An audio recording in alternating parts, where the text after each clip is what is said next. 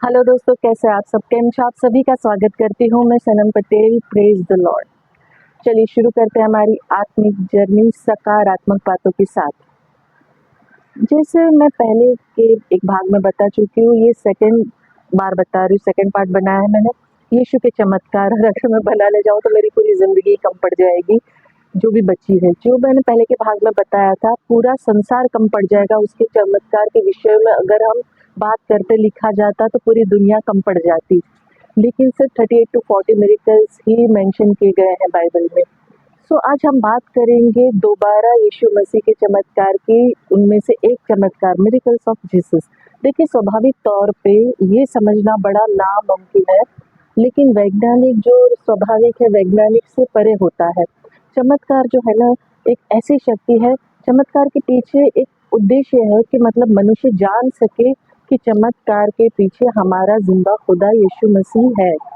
परमेश्वर को महिमा मिलती है जब हमें कहते हैं ना, आशीष मिलती है, सक्सेस, तरक्की, ब्लेसिंग्स, खुशियाँ हर एक कदम पे मिलती रहती है। तो पिता, पुत्र, पवित्र आत्मा जो हमें यीशु मसीह की तरह बनते जाते हैं, और वो बनाना चाहता है, और ये चमत्कार है। जब हम विश्वास में आते हैं ना, तो प्रभु यीशु मसीह जो है, जिसने हमें बचा लिया, ये सच्चे हृदय से हम जब एक्सेप्ट करते, मानते हैं, हमारा जीवन हर तरीके से, हर राह में बदलता है। आत्मिक, शारीरिक, मानसिक, फाइनेंशियली, हर तरीके से, हर राज्य में, हर क्षेत्र में हम आगे बढ़ते हैं। हमें बदलने वाला परमेश्वर है, ना कि कोई इंसान। इंसान की कोई ताकत नहीं। हाँ, हम इन्फ्लुएंस हो जाते हैं, कई बार कमजोर हृदय वाले होते हैं, दूसरों को देख के रंग चढ़ जाता है। ना समझ होते हैं जो एक दूसरे को देख के कहते हैं ना, रंग चढ़ जाता है। जलन, ईर्ष्या, अलग भाव एक इंसानों का एक कमजोरी है, खूबी तो बिल्कुल भी नहीं है, कमजोरी है ये, कि दूसरों को देख के अपने आप को बदल देना। लेकिन प्रभु जब बदलता है, हर दिन वो अपने हमें बदलता है, और वही बदलता है जो बदलना चाहता है, जो परमेश्वर पर भरोसा रखता है, जो परमेश्वर में आगे बढ़ना चाहता है। ये हर कोई नहीं कर सकता, और हर किसी के बस की बात नहीं है। जिसे परमेश्वर चुनता है, और जो हृदय कहते बनाता है ना, अपने हृदय को बनाता है कि नहीं मुझे बदलना है, और जो परमेश्वर से प्रेम रखता है वही बदलता है। और परमेश्वर जिसे चुन लेता है तो फिर तो क्या ही कहना है, फिर तो जीवन में कुछ चाहिए नहीं, कुछ भी नहीं। जब परमेश्वर ही हमारे साथ होता है ना, तो हमारे अगेंस्ट कौन ही हो सकता है यार? कोई भी नहीं। पूरी दुनिया एक साइड हो जाए, कोई फर्क नहीं पड़ता। परमेश्वर हमें चुन ले, ये प्रार्थना करनी चाहिए अगर हम चुने गए नहीं है तो, कि प्रभु प्लीज मुझे चुन लो। हमें बदलने वाला परमेश्वर है, ना कि कोई इंसान। प्रभु हमें हर दिन बदलते जाता है जब हम उसके साथ चलने की ख्वाहिश रखते हैं, ताकि हम प्रभु यीशु मसीह की तरह बिहेव करें, उनकी तरह हमारा आचरण हो, यीशु मसीह की तरह हमारी दया हो, प्रेम भाव हो, हमारे अंदर वो नम्रता, हम्बलनेस हो, क्षमा भाव हो। यीशु मसीह की तरह हम मतलब हर कार्य करें सबके लिए भलाई के हो, जो बिल्कुल नामुमकिन है। बिल्कुल नामुमकिन है। लेकिन यीशु मसीह का कॉन्फिडेंस कितना था हम पर, कि तुम लोग मुझसे ज्यादा, मुझसे बड़े बड़े काम करोगे। बाप रे बाप, आज तक तो ऐसा कोई नहीं किया, किसी ने नहीं किया है। इतना पवित्र, इतना उसके साथ चलने वाला, उतना उसको मानने वाला स्ट्रॉन्ग कौन है? कौन है? मुझे बताओ, ढूंढ के कोई बता दो मुझे कि कोई ऐसा है जो सेम एग्जैक्ट यीशु मसीह के नक्शे कदम पे चलता हो, जो यीशु मसीह की तरह पवित्र हो, जो नामुमकिन है, इम्पॉसिबल है। तो खैर, हम बात कर रहे हैं कि यीशु मसीह के चमत्कार की, जो मरकुस अध्याय 10 कहता है। मरकुस अध्याय 10 का वचन 42 to 52 पढ़ती हूँ मैं, बोलती हूँ। आप ध्यान से सुनिएगा, आज इसी के ऊपर, पूरे चमत्कार के ऊपर मैं बात करने वाली हूँ, कि ये कहानी जो है गौर से सुनिएगा। मतलब क्या कहती है कहानी? और वो यरीहो में आए, और जब वो और उसके चेले, बड़ी भीड़ यरीहो से निकलती थी, तो तिमाई का पुत्र बरतिमाई, एक अंधा भिखारी, सड़क के किनारे बैठा था। वो ये सुनकर कि यीशु नासरी है, पुकार पुकार के कहने लगा, हे दाऊद की संतान, हे यीशु मसीह, मुझ पर दया कर। बहुतों ने उसको डांटा, चुप रहे, पर वो और पुकारने लगा और जोर से, हे दाऊद की संतान, मुझ पर दया कर। तब यीशु ने ठहर कर कहा, उसे बुलाओ। लोगों ने उस अंधे को बुलाकर उससे कहा, ढाढ़स बांध, उठ, वो तुझे बुलाता है। वो अपना कपड़ा फेंक कर, जो उसने था उसके पास, शीघ्र उठा और यीशु के पास आया। इस पर यीशु ने उससे कहा, तू क्या चाहता है कि मैं तेरे लिए क्या करूं? अंधे ने यीशु से कहा, हे रब्बी, ये कि मैं देखने लगूं। यीशु ने उससे कहा, चला जा, तेरे विश्वास ने तुझे चंगा कर दिया है। और वो तुरंत देखने लगा और मार्ग में उसके पीछे हो लिया। तो ये जो पूरी कहानी है ना, आप ध्यान से सुनिए और उस सुन को कहते हैं ना, वापस से रिवाइंड करके सुनना, अगर अभी गौर नहीं किया है तो। ये कहानी एक अंधे की, जो अंधे व्यक्ति की जो है, जिसका नाम बर्तिमाई था। बर्तिमाई का मतलब अशुद्ध, अशुद्धता का बेटा। जो अशुद्धता होती है उसका बेटा, उसके नाम की वजह से ही नहीं, उसे अंधेपन से और भीख मांगने से वो लज्जित होता था, वो शर्म आती थी, शर्मसार जीवन था उसका अपने अंधेपन की वजह से, अपने जीवन से। यीशु ने उसे बुराई से अच्छाई में, अंधकार से उजाले में लाया। और यीशु मसीह जो है रोशनी है, ज्योति है, उजाला है। और ये संसार है ना जो अंधकार भरा हुआ है, यीशु मसीह ने क्या किया? उसे अंधकार से उजाले में ले आया। यीशु ने उसे बुराई से अच्छाई में ले आया, अंधेरे में से उजाले में ले आया। चमत्कार पाना ही काफी नहीं होता है। कई लोग चमत्कार पाके के भाग जाते हैं। चमत्कार करने वाले प्रभु के पीछे भागना जरूरी है, उसके साथ चलना जरूरी है, बहुत ज्यादा जरूरी है। जैसे इस बर्तिमाई ने किया। आपने कहानी सुनी नहीं, मैंने कहा आप रिवाइंड करके सुन लीजिए कि क्यों। क्योंकि देखिए, उसने पुकारा, बहुत बार यीशु के नाम को पुकारा, लोगों ने उसको चुप रहने को भी कहा, लेकिन फिर भी वो चुप नहीं रहा, चुप नहीं बैठा। उसने अपने आवाज को और बुलंद की, कंटिन्यू उसने बुलाया। उसने, यीशु मसीह ने उस पर रुक कर दया दिखी। देखिए, हम पुकारते रहते हैं, हम लगातार दिल से, सच्चे हृदय से पुकारते हैं ना, प्रभु यीशु सुनता है। लेकिन क्या हम वो लगातार पुकारते? यीशु ने दया दिखाई, यीशु नासरी ने उस पर दया की, तरस खाया। लोग उसे डांट रहे थे, चुप रहे, चुप रहे, मत बोल, आवाज मत कर, लेकिन वो बोलता रहा, हे दाऊद की संतान, मुझ पर दया कर, मेरी प्रार्थना सुन। यीशु मसीह ने उसे रुक कर बुलाया, उससे कहा कि बोल, मैं तेरे लिए क्या करूं? तो उसने कहा, रब्बी, मैं देखने लगूं। तो उसने स्ट्रेट बात की, सीधी बात की कि मुझे देखना है। और जब प्रभु ने कहा कि जा, तेरे विश्वास ने तुझे चंगा किया, तो वो प्रभु यीशु मसीह को छोड़ के अपना रास्ता नहीं नाप लिया जैसे आज के लोग करते हैं, हर मनुष्य करता है। वो मसीह के पीछे पीछे चल पड़ा। तो ये जो एक बात है, वो गौर करने वाली बात है कि जब हम अंधेरे से उजाले में आते हैं, जो संसार अंधकार भरा है, इस अंधकार में, संसार से हमें छुड़ाया जाता है। जब सत्य, जीवन और मार्ग मसीह है, तो उसके बाद भी अगर हम चमत्कार के पीछे भागते हैं और हमारी जरूरत पूरी हुई उतनी प्रार्थना करके हम भाग जाते हैं, हमारे मतलब के मुताबिक हम चलते हैं, उतना ही हम मसीह को मानते हैं, तो हम बहुत गलत रास्ते पे। लेकिन जब हमें पता है कि मसीह हमारा जिंदा खुदा हमारे लिए हर वक्त उपलब्ध है, उसने हमें अंधेरे से रोशनी में लाया, हम पर दया दिखाता है, हमें रोशनी में लाया है, तो हमें उसके पीछे चलना चाहिए। जैसे बर्तिमाई ने प्रभु यीशु मसीह के पीछे चलना चूज किया, उसके जीवन में चमत्कार किया, लेकिन वो चमत्कार को काफी नहीं समझकर उसके पीछे चलना जरूरी समझा। बर्तिमाई ने ये किया। यीशु मसीह के पीछे पीछे बड़ी भीड़ चलती थी, तो छोटी मोटी भीड़ नहीं चलती थी, ये 10-15 या खरीदी हुई भीड़, हजारों की भीड़ चलती थी उस जमाने में। तो आप सोचिए कि हजारों की भीड़ ऐसे ही तो नहीं चलती थी। सबके लिए भलाई के कार्य करता था मसीह, उद्धार के काम, चंगाई के काम, दुष्ट आत्मा निकालने के काम, मृत्यु से जिलाने के काम। परमेश्वर ने इतनी सारी चंगाई लोगों को दी, इतने सारे लोगों के जीवन में अच्छे काम किए, उद्धार दिलाया, उनको आशीषें दी, इतने सारे उनके, कहते हैं ना, हर एक बुराई से बचाया, सारी गंदगी से बचाया, हर तकलीफ में से उभारा। तो वो सब के सब यीशु मसीह के पीछे हो लेते थे, ना कि चमत्कार हो गया भाई, मेरा काम हो गया, मैं तो छोड़ के चल दिया, चल दी, बस हो गया, मुझे मिल गया ना जो मिलना था। सो बड़ी भीड़ चलती थी। बर्तिमाई ने लालच नहीं किया, उसने सिर्फ देखना मांगा। क्या हो जाता है ना, कई बार सिर्फ लालच इतना ज्यादा हो जाता है कि इंसान लालच के पीछे ही भागता है और इस संसार की अभिलाषाओं में इतना उलझ के, इतना कहते हैं ना डूब के रह जाता है कि उसको सच्चाई दिखती ही नहीं है। उसको सिर्फ अपना सेल्फिशनेस और मतलब दिखता है कि भाई मुझे क्या चाहिए, मुझे बस ये चाहिए, मुझे घर चाहिए, मुझे गाड़ी चाहिए, मुझे बंगला चाहिए, मुझे बैंक बैलेंस चाहिए, मुझे अच्छा जॉब चाहिए, मुझे अच्छी लड़की से शादी करनी, अच्छे लड़के से शादी करनी, अपना मतलब पूरा हुआ, हाँ ठीक है ना, सुन लिया ना, मेरी प्रार्थना पूरी हो गई, अब मैं क्यों उसके साथ चलूं, क्यों उसके पीछे चलूं, क्यों मैं वचन को पढूं, क्यों मैं मनन करूं, मेरा काम हो गया।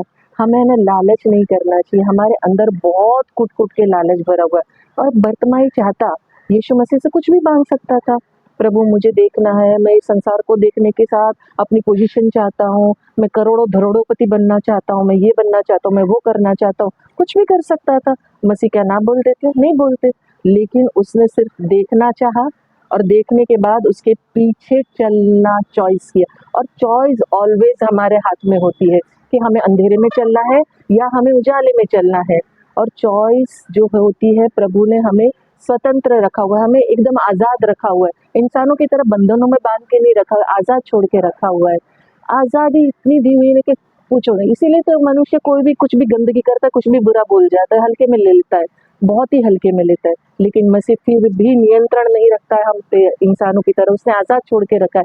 जाओ, मर्जी तुम्हारी, चॉइस तुम्हारी, तुम्हें उजाला चॉइस करना है या तुम्हें अंधेरा चॉइस करना है। तुम्हें उसने क्या चॉइस किया? मसीह के पीछे चलना चॉइस किया और लालच नहीं किया। मसीह के साथ चमत्कार पाना एक अलग बात है और उसके साथ चलना दूसरी बात होती है। देखिए क्या होता है ना, चमत्कार पाना हर कोई चाहता है, लेकिन साथ चलना हर कोई नहीं चाहता है। हर कोई को ये है ना, रास्ता, ये जो मार्ग है ना, बहुत नैरो लगता है, कठिन लगता है, बहुत तकलीफदायक लगता है, दुखदायक लगता है। क्योंकि सच्चाई के साथ चलना होता है, उजाले में चलना होता है, पापों से दूर रहना होता है, नम्रता से भरा हुआ रहना होता है। और जो तुम्हारे पास है ना, जो तेरे पास कहते हैं ना, एक कुर्ता भी है तो नालिश मत कर, दे दे। तो ऐसा हृदय कहाँ है यार, किसके पास है? हर कोई हड़पना चाहता है, लूटना चाहता है, झूठ फरेब में जीना चाहता है। तो इसीलिए सिर्फ चमत्कार चाहता है भाई, मसीह के पीछे चलना नहीं चाहता है। विनाश के रास्ते से हम है ना बच जाते हैं ना, तो हमें यीशु के पीछे चलना चाहिए, 100% चलना चाहिए। और एक बार जब हमें सच पता चल जाता है ना, उसके बाद भी अगर हम गटर में गिरना पसंद करते हैं ना, तो वही है ना, एज इट इज चॉइस हमारी है कि हमें गटर में गिरना पसंद है, हमें सच्चाई के साथ अच्छा साफ सुथरा पवित्र रहना बिल्कुल पसंद नहीं है। तो अगर हमें पवित्र रहना पसंद है, मसीह के साथ चलना हमें ज़रूरी है, चलना ज़रूर चाहिए। उनके कदम के पीछे चलना चाहिए, उसके पीछे पीछे लगे रहना चाहिए, नक्शे कदम कहते हैं ना, चलना चाहिए। यीशु के पीछे चलना बहुत ज़्यादा ज़रूरी है। जो मुकाम परमेश्वर ने हमारे लिए रखा है, जो उसने हमारे लिए योजना रखी है, उसी से हम कहते हैं ना उद्धार पाते, उसी के द्वारा हम विजेता घोषित होते हैं और उसी के साथ चलने से हमें हर चीज़ मिल जाती है। मत्ती अध्याय 6 का वचन 38 कहता है, इसीलिए पहले तुम उसके राज्य और धर्म की खोज करो तो ये सारी वस्तुएं तुम्हें मिल जाएगी। परमेश्वर के राज्य की खोज हम नहीं करते, हम दुनिया की खोज करेंगे, छोटी छोटी धन की खोज, नाम की खोज, इज्जत की खोज, रिश्तों की खोज, दुनिया भर की खोज में पड़े रहेंगे। साइंटिस्ट के तो क्या ही कहना, खोज खोज के क्या ही उखाड़ लिया है, कितना ही कर लिया, अभी भी पूरी चीज नहीं ढूंढ पाए हैं। खैर, तो परमेश्वर की खोज पहले करो, परमेश्वर के राज्य की खोज पहले करो। ये दुनिया तो बहुत मामूली चीज, भौतिक चीजें बहुत ही मामूली, अपने आप मिल जाएगी तुम्हें, सब कुछ मिल जाता है। इस संसार में ऐसी कोई चीज नहीं है जो ना मिले। लेकिन पहले प्रथम स्थान पर परमेश्वर के राज्य की खोज तो करो, उसको प्रथम स्थान तो दो, उसके मुताबिक अपने जीवन को मोड़ो तो सही, अपने आप को बदलो तो सही, पवित्र तो करो अपने नेचर को, अपने आचरण को, परमेश्वर के राज्य के लायक तो बनाओ। हम पूरी तरह परिपूर्ण नहीं हो सकते, कोशिश तो कर सकते हैं, वो ज्यादा कुछ नहीं चाहता है, अधीनता और आज्ञाकारिता चाहता है। जैसे वचन यशाया का 55 का वचन 6 कहता है, जब तक यहोवा मिल सकता है तब तक उसकी खोज में रहो, जब तक वो निकट है तब तक उसे पुकारो। क्योंकि परमेश्वर देखिए हर वक्त हर घड़ी हमारे निकट, हमारे करीब है। परमेश्वर हमसे दूर नहीं जाता है, लेकिन हम परमेश्वर से दूर जाते हैं, हम उसको इग्नोर करते हैं, ये हमारी प्रॉब्लम है। जैसे मैंने कहा, चॉइस हमारे पास है, हमारी चॉइस ऑलवेज डार्क होती है, अंधकार भरी होती है, उजाले की तरफ नहीं होती, खुशी की, उजाले की, रोशनी की, जो ज्योति की नहीं होती है। जैसे आमोस का वचन अध्याय 5 का वचन 6 कहता है, यहोवा की खोज करो तब जीवित रहोगे, नहीं तो वो यूसुफ के घराने पर आके नहीं भड़केगा और वो उसे भस्म करेगी और बेतेल में कोई उसका बुझाने वाला ना होगा। मतलब परमेश्वर जो है ना, साफ कहता है कि मेरे राज्य की खोज करो, तुम जिंदा रहोगे। और जिंदा रहने का अर्थ है शारीरिक भी है, मानसिक भी है, आत्मिक भी है, और आत्मिक तो बहुत ही बड़ा है। हमें परमेश्वर के राज्य की खोज करनी है। हर खोजने वाले को एक नया, कहते ना, एक न एक दिन परमेश्वर मिल ही जाता है। परमेश्वर को पाना बहुत मुश्किल नहीं, खोजने वाले बनो, खोजो, परमेश्वर के राज्य की खोज करने वाले बनो, निश्चित परमेश्वर आपको मिलेगा। और उसमें कोई दो राय नहीं है, कोई ना नहीं है, और ऐसा नकारात्मक चीज है ही नहीं। परमेश्वर ना मिले हो ही नहीं सकता। तकलीफ या समस्या कुछ समय की होती है। देखिए कोई भी चीज़ स्थायी नहीं है, कायम नहीं है, परमानेंट नहीं है। प्रॉब्लम, तकलीफ, दुःख आता ही है। ये संसार में मौजूद है तो आएगा ही, इसमें कोई दोहराई बिल्कुल नहीं है, नामुमकिन वाली बात भी नहीं है। लेकिन वो हमेशा के लिए स्थायी नहीं रहती है। उसमें भी परमेश्वर हमें कुछ सिखाता है। वो तकलीफ़ों से हम बहुत सारी चीज़ें सीखते हैं। अगर आप ध्यान से अपने जीवन को, अपनी तकलीफ़ों को, दुःख को आप कहते हैं ना एनालाइज़ करोगे और लिखोगे ना पेपर पे, तो आपको पता चलेगा उस दौरान आप कितनी सारी चीज़ें सीखे हो। जबकि मैं खुद अपने जीवन में जब भी दुखी हुई हूँ, बहुत डीप तकलीफ में गई हूँ, बहुत डीप डिप्रेशन में गई हूँ, बहुत दुख से गुजरी हूँ, उतनी ही मैं परमेश्वर के निकट आई हूँ, उतने ही मैं परमेश्वर को जाना है, उतना ही मतलब करीब महसूस किया। सबसे बड़ी बात सीखी है कि परमेश्वर के सिवा कोई सत्य नहीं है, कुछ सच नहीं है, और परमेश्वर के सिवा कोई तुमसे प्रेम नहीं कर रहा। इस संसार का हर एक रिश्ता, चाहे माँ बाप का ही क्यों ना हो, दोस्त, कोई भी, दुश्मन को तो खैर छोड़ दो, कोई भी इतना प्रेम नहीं कर सकता जितना प्रेम परमेश्वर करता है। हर एक रिश्ता कहीं न कहीं आपको इस्तेमाल करता है, कहीं न कहीं आपको एक समय पे छोड़ देता है, लेकिन पिता परमेश्वर कभी नहीं छोड़ता है, कभी नहीं त्यागता है। तो ये जो बुरा वक़्त है, तकलीफ़ है, समस्या है, हर वक़्त हमें कुछ न कुछ सिखा के जाती है, और परमेश्वर कभी भी हमें निराश नहीं करता है। सबसे बड़ी बात है ये, हर एक इंसान से आपको निराशा मिलती है। कोई भी रिश्ता आप ले लीजिए, हर रिश्ते में कुछ न कुछ ऊँच-नीच, मतभेद होता है, संतुष्टि नहीं होती है, सैटिस्फैक्शन नहीं मिलता है, शांति नहीं मिलती है। लेकिन हमारा शांति का राजकुमार परमेश्वर को जब हम मानते हैं, उसके राज्य को ढूँढते, उसके पीछे चलते, उसकी खोज में लगे रहते हैं, ना कि उसके चमत्कार की खोज में, परमेश्वर की खोज में, यीशु के पीछे चलने की खोज में रखते हो, उसके कदमों के पीछे चलते हो, तो आप कभी निराश नहीं होंगे, आप में शांति बनी रहेगी, आप खुश रहोगे, संतुष्ट रहोगे, और भरपूर शांति रहेगी, जो इस संसार में बिल्कुल दुर्लभ है, नामुमकिन है। तो अगर आप चाहते हो कि आपके जीवन में जेन्युइनली, सच्चे हृदय से चमत्कार चाहते हो ना, तो यीशु के पीछे चलो, चमत्कार के पीछे मत चलो, यीशु के पीछे भागो। आप चाहते हो ना इस संसार की, भौतिक संसार की सारी चीज़ें आपको चाहिए, तो उसके राज्य की प्रथम खोज करो, ना कि संसार की चीज़ों के पीछे खोज में लगे रहो कि ये कैसे पाऊँ, वो कैसे पाऊँ, ये क्या करूँ? यीशु को कैसे पाऊँ, उसके राज्य को कैसे पाऊँ? खोजो, अपने आप ये संसार की चीज़ें मिल जाएगी। तो ये है बेसिकली मिरेकल्स जो हमें चाहिए जीवन में। सबसे बड़ा मिरेकल हमारा उद्धार जो हमें मिला है, हमें उद्धार चाहिए, हमें ज़िंदा खुदा के पीछे चलना है, हमारे उद्धारकर्ता के पीछे चलना है, उसे खोना नहीं है, चमत्कार के पीछे नहीं, हमारे परमेश्वर, हमारे मसीह के पीछे चलना है। तो वो हमें कभी निराश नहीं करता, और हम हमेशा संतुष्ट रहते हैं, आनंदित रहते हैं, मगन रहते हैं, उसमें हम शांति से भरे हुए रहते हैं, और हर समस्या को हम आराम से निकाल देते हैं। और आखिर में मैं जैसे हमेशा चाहती हूँ, दिल से चाहती हूँ कि आप खुश रहें, अपनों को खुश रखें, और हमेशा मुस्कुराते रहें। शालोम, शांति और सलाम आपके नाम।